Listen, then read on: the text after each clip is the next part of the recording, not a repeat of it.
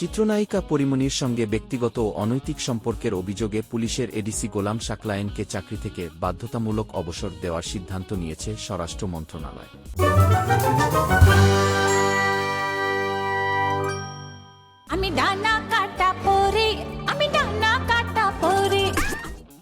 পরীমনিকাণ্ডে বাধ্যতামূলক অবসরে পাঠানো হচ্ছে এডিসি সাকলায়েনকে।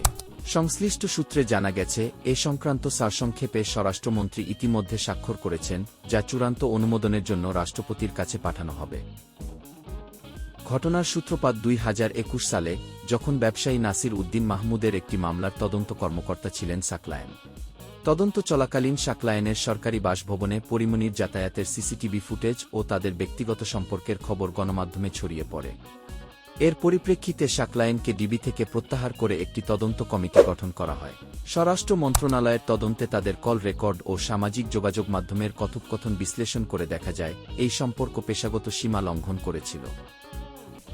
সরকারি কর্মচারী, শৃঙ্খলা ও আপিল বিধিমালা ২০১৮ এর আওতায় সাকলায়েনের বিরুদ্ধে অসদাচরণের অভিযোগ প্রমাণিত হয়। আত্মপক্ষ সমর্থনের সুযোগ দেওয়া হলেও তার ব্যাখ্যায় কর্তৃপক্ষ সন্তুষ্ট হয়নি।